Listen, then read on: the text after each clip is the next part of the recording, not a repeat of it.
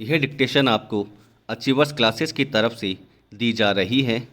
आपकी डिक्टेशन अगले 3 सेकंड में शुरू होगी। 3, 2, 1 स्टार्ट। संपूर्ण विश्व में महिला सशक्तिकरण एवं महिला संबंधी नीतियों का मुख्य लक्ष्य महिलाओं को राजनीतिक रूप से सशक्त करना रहा है। विश्व के सबसे बड़े लोकतांत्रिक देश भारत में स्वतंत्रता प्राप्ति के 72 वर्षों के बाद भी भारतीय नारी लोकतांत्रिक प्रक्रिया में पीछे छूट गई है।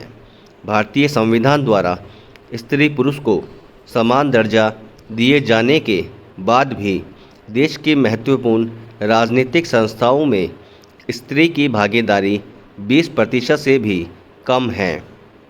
भारतीय समाज में स्त्रियों के प्रति उपेक्षापूर्ण व्यवहार की समाप्ति एवं उनकी राजनीतिक स्थिति को सुदृढ़ करने के लिए 12 सितंबर 1996 को पहली बार महिला आरक्षण विधेयक लोकसभा में प्रस्तुत किया गया था, जो तब से लेकर आज तक राजनीतिक दलों की राजनीति का शिकार हैं।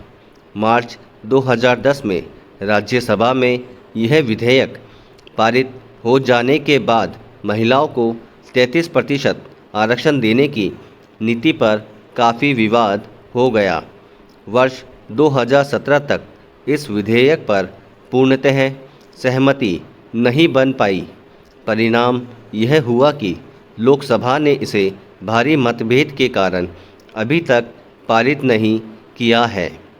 महिलाओं के दोयम दर्जे का प्राणी न केवल भारतीय बल्कि पूरे विश्व के पुरुष प्रधान समाजों में माना जाता रहा है। यही कारण है कि आज भी विश्व की अधिकांश संसदीय व्यवस्था वाले देशों में महिलाओं की हिस्सेदारी 20% से भी कम है। इंटर पार्लियामेंट्री यूनियन की 2019 की रिपोर्ट के अनुसार विश्व के 193 देशों में मात्र 50 देशों की संसदों में महिलाओं की भागीदारी 30% या उससे अधिक है। शेष देशों में महिलाओं की भागीदारी 30% से नीचे है। विश्व के 1/4 देशों में महिला सांसदों की भागीदारी 14% से कम है। संयुक्त राष्ट्र के मानकों के अनुसार संसद में महिलाओं की भागीदारी 30% होनी चाहिए। चीन, रूस, कोरिया, फिलीपींस आदि देशों में महिलाओं को 33% का पहले से ही प्रावधान किया हुआ है, जबकि फ्रांस, जर्मनी, स्वीडन, नॉर्वे आदि देशों की राजनीतिक पार्टियों ने भी महिलाओं को 33% आरक्षण दे रखा है। Paragraph change. भारत वर्तमान में महिला आरक्षण को लेकर कानून बनाने में असफल रहा है।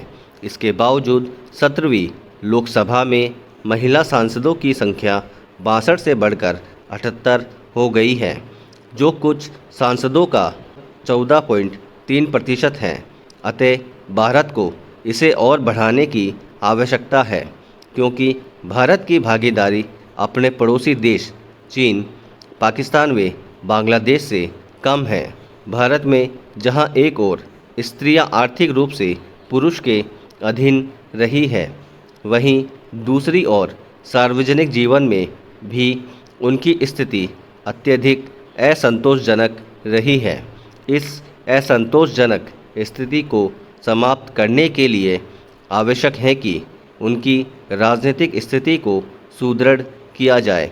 राजनीतिक स्थिति से तात्पर्य यही है कि ऐसे अनेक निकायों में जो निर्णयकारी हैं और जिन निकायों में राष्ट्र की सामाजिक आर्थिक नीतियों को निर्धारित किया जाता है, महिलाओं की सक्रिय भागीदारी को सुनिश्चित किया जाना चाहिए।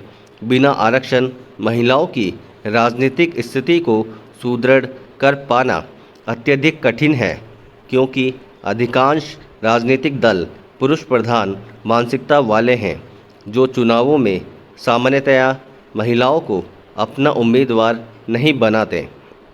महिला प्रमुख पार्टियां भी पुरुष प्रधान समाज के कारण पुरुषों को ही उम्मीदवार बनाने के लिए बाध्य है। सरकार के विधायी एवं कार्यकारी अंगों में भी महिलाओं की भागीदारी न के बराबर है। अतः वे स्त्री के अधिकारों के संबंध में आवाज़ नहीं उठा पाती।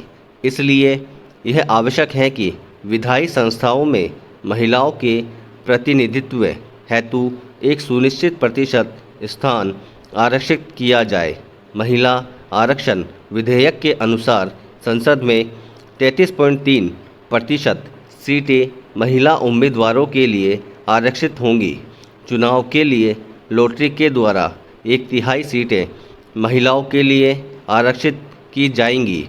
वास्तव में भारतीय राजनीति में आरक्षण का प्रावधान अंग्रेजों की फूट डालो और राज करो की नीति का परिणाम है। Paragraph change. स्वतंत्रता प्राप्ति के बाद संविधान के अनुच्छेद 15 एवं अनुच्छेद 16 के अतिरिक्त अनुच्छेद 330 से लेकर अनुच्छेद 342 तक भारतीय समाज में सामाजिक एवं शैक्षिक दृष्टि से पिछड़े वर्गों के उत्थान के लिए विभिन्न प्रकार के आरक्षणों की व्यवस्था की गई है, किंतु अभी तक गठित किसी भी समिति या आयोग ने महिलाओं के लिए स्वतंत्र रूप से आरक्षण प्रदान करने की कभी भी संस्तुति नहीं की। महिलाओं को आरक्षण देने संबंधी मुद्दा पहली बार राजीव गांधी ने उठाया था। प्रधानमंत्री इंद्र कुमार गुजराल के शासनकाल में महिला आरक्षण विधेयक को पारित करवाने की पूरी कोशिश की गई। उसके बाद भाजपा के नेतृत्व वाली गठबंधन सरकार ने विधेयक को संसद में प्रस्तुत किया, लेकिन हर बार लोकसभा एवं विधानसभाओं ने महिलाओं को 33% आरक्षण देने का मामला विभिन्न राजनीतिक दलों के मध्य तीव्र मतभेद होने के कारण पारित नहीं हो सका। वर्ष 2016 में बिहार सरकार ने राज्य स्तरीय नौकरियों में महिलाओं को 35% आरक्षण प्रदान कर महिला आरक्षण की दिशा में एक महत्वपूर्ण कदम उठाया है।